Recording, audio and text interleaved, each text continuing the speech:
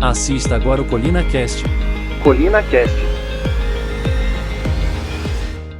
Olá, estamos mais uma vez com o Colina Cast e hoje com a doutora Renata de Paula Prado Almeida, advogada especialista em Direito Previdenciário. Seja bem-vindo ao Colina Cast e o nosso tema de hoje é aposentadoria por idade. Olá, doutora. Bom dia, professor, tudo bem? Muito feliz de estar aqui mais uma vez, tratando desse assunto que é muito importante para a população, né? O direito previdenciário. Doutora, o que é aposentadoria por idade? A aposentadoria por idade é uma das formas de acesso à aposentadoria das pessoas que elas não tiveram um tempo longo de contribuição, mas já atingiram uma idade que permite a elas um descanso, né? Porque elas já trabalharam, muitas vezes elas trabalharam durante muito tempo, não contribuíram durante todo aquele tempo, porque a gente sabe que acontece isso, e aí ao atingir uma idade em um tempo mínimo, ela tem direito a uma aposentadoria, que é o que nós chamamos de aposentadoria por idade. Hoje, qual a idade mínima exigida?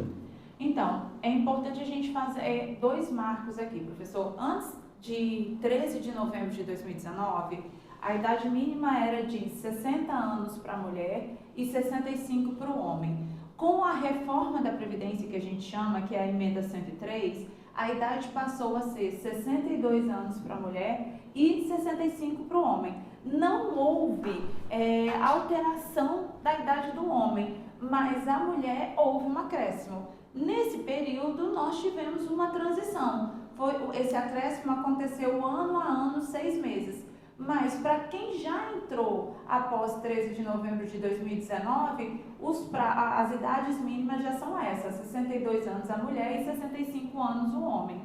Você falou sobre a idade. Além da idade, é preciso de tempo de contribuição? Tem que ter alguma coisa? Sim, e isso é uma dúvida que é muito comum, que as pessoas acham que muitos idosos entendem que ao completar 65 anos e eles teriam direito à aposentadoria independente de ter contribuído ou não. Você tem que ter contribuído para o INSS por pelo menos 180 meses para ter direito a isso. E uma coisa muito importante, professor, é que essa contribuição ela tem que ter sido feita ao longo da sua vida. Muitas vezes os clientes nos procuram querendo contribuir, fazer uma contribuição retroativa, porque eles trabalharam e não fizeram a contribuição. Isso tem que ser analisado com muita cautela, porque muitas vezes essa contribuição que a gente chama de indenização, essa contribuição retroativa, ela não é aproveitada para a obtenção dos benefícios, em que pese o sistema aceitar, tá? Você entra lá no sistema, você faz, gera guia, você paga e quando você vai descobrir, você não consegue ter direito ao benefício porque a contribuição foi feita em atraso e ela não aproveita para o cumprimento daquela regra. Agora, o que mudou aí com a reforma da Previdência? O que mudou basicamente foi a idade da mulher. A mulher que antes aposentava com 60 passou a aposentar com 62. Existe uma discussão aí sobre o término. Nós temos dois requisitos que são um pouco diferentes. A gente tem o tempo de contribuição e a carência. E eles confundem um pouco. O tempo, por isso que a gente fala de pagamento por indenização ou pagamento em atraso. A carência, ela só conta a partir do primeiro pagamento em dia. Então, muitas vezes eles querem retroagir a data do pagamento, mas por isso que a gente fala que tem que tomar muito cuidado com o pagamento em atraso ou indenização, porque ela não aproveita para carência. E o judiciário já falou que a carência continua como um requisito. Agora, é importante, é um assunto que é parecido, como funciona o cálculo do valor, né, da aposentadoria por idade? Então, olha só, houve uma mudança significativa no cálculo da aposentadoria por idade. Antes da reforma da Previdência, da emenda constitucional 103, o cálculo a gente excluía as 20% menores contribuições posteriores a julho de 94 e a partir daí era 70% mais 1% a cada ano de contribuição. Como era obrigatório 15 anos, você já começava com 85%. Era o mínimo, 85% dessa média de contribuição. Após a reforma, a gente não tira mais os 20% menores, então é 100% das suas contribuições posteriores a julho de 94 E o cálculo agora é 60% mais 2% a cada ano que exceder os 15 anos de tempo de contribuição da mulher e os 20 anos de tempo de contribuição do homem. Então, aquele valor inicial que saía em 85%, agora começa em 60%. E outra pergunta interessante, quem começou a trabalhar cedo tem vantagem? Sempre tem vantagem. Por quê? Porque você consegue aí enquadrar numa regra de aposentadoria por tempo de contribuição antes da reforma. E após a reforma, não necessariamente ele vai aposentar por idade, ele pode pegar alguma regra de transição. E se a gente pensar também que hoje todos os cálculos do benefício levam em consideração o tempo de contribuição, quanto maior o seu tempo de contribuição, maior pode ser o valor do seu benefício. Então, isso é muito importante, sim. Porque pega anterior à lei. Então, na verdade, o tempo de contribuição, ele é desde quando você começou a trabalhar. O salário de contribuição, o cálculo, é posterior a julho de 94. E a gente leva em consideração toda a sua vida contributiva. Então, assim, por mais que o que está lá atrás, ele continua, ele faz parte do seu patrimônio previdenciário.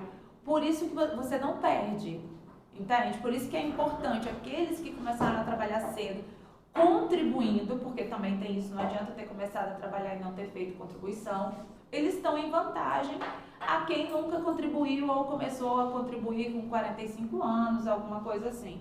Agora, quem nunca contribuiu, né, consegue se aposentar? Você vê muita gente aí idosa querendo aposentar, correndo atrás do INSS, consegue? Não consegue.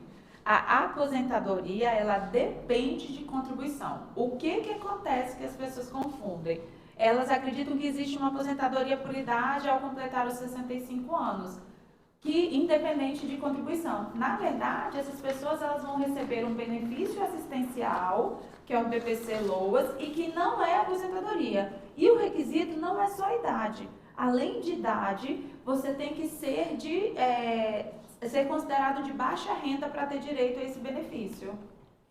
E quais são os documentos necessários para pedir aposentadoria? Eu quero aposentar, trabalhei certinho, o que eu tenho que levar lá para o INSS? Então, isso é muito importante.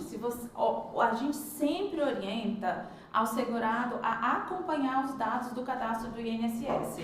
Se o cadastro do INSS estiver todo completinho, ele vai chegar lá, ele não precisa, em tese, juntar nenhum documento. O que a gente orienta sempre?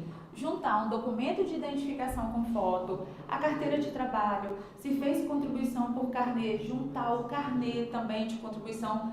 Por quê? Porque em 90% dos casos, ouso dizer que o cadastro do INSS está incompleto e essas informações elas serão indispensáveis para a comprovação do tempo de contribuição e da carência.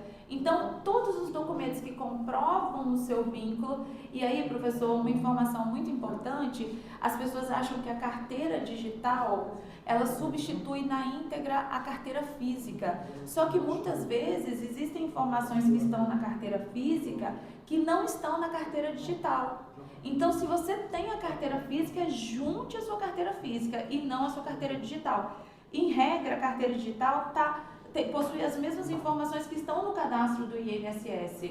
Então, você não tem nenhum benefício quando você junta a digital. Ao ponto que na física podem existir cadastros que não estão lá no INSS e o INSS vai fazer a atualização no momento da análise do requerimento. É verdade, vai fazer uma pesquisa e vai localizar. É muito importante. Agora, doutora, com tudo isso, se o INSS negar o pedido, o que é que eu faço? A gente tem duas possibilidades. A gente pode entrar, nesse caso, com um recurso administrativo para a junta de recurso ou ir direto para o judiciário. Não é preciso esgotar toda a esfera administrativa para poder ir para o judiciário. Pode ir direto para o judiciário também. O importante, professor, é que junte os documentos antes. Por quê? Porque se tiver faltando algum documento que é indispensável para a comprovação do direito, e esse documento ele for juntado depois, a pessoa vai receber a partir do momento que ela juntou esse documento, e não desde o requerimento. E qual a dica final que a senhora deixa para a população de Guarapari e as pessoas que estão vendo a gente em outros estados, em outros municípios? Acompanhe sempre as informações que constam lá no cadastro do INSS. Veja se todos os seus vínculos estão lá. Se eles não estiverem, não se preocupe, mas num primeiro momento, mas guarde toda a documentação. No momento do requerimento do benefício, é importantíssimo que essa documentação seja anexada para garantir que ele receba desde a entrada do requerimento, porque é importante, professor, que as pessoas saibam o seguinte: se eu der entrada num pedido hoje e esse pedido demorar 8 meses em análise, eu vou receber esses 8 meses. Agora, se eu não juntei um documento que era fundamental e eu junto lá na frente, eu perco esses 8 meses de retroativo. Assim ficamos com mais um ColinaCast. Gostaríamos de agradecer aí a doutora Renata Prado Almeida por participar de mais um ColinaCast. Deixe para a gente aí as suas considerações finais, doutora, e muito obrigado. Eu que agradeço mais uma vez estar aqui. Até queria falar, professor, com os ouvintes, que se eles quiserem tirar alguma dúvida, eles podem mandar aqui para o WhatsApp da rádio. Nosso programa a nossa entrevista está acontecendo a cada 15 dias. Se eles quiserem sugerir também algum tema, nós estamos abertos para isso, né? E o que eu poderia falar é o seguinte: cuide sempre do seu patrimônio previdenciário. Guarde a documentação que é indispensável. Não se preocupe se hoje o seu cadastro estiver desatualizado, se você não estiver fazendo nenhum requerimento. Mas no momento do requerimento, faça uma solicitação bem instruída. Por quê? Porque a chance de êxito é muito maior de você ter o seu benefício concedido no menor prazo. Então, cuide disso e não faça de qualquer jeito, porque isso pode causar prejuízo para o segurado. Tá aí, muito obrigado, doutora, e aguardamos aí daqui a 15 dias. Muito obrigado e até a próxima. ColinaCast.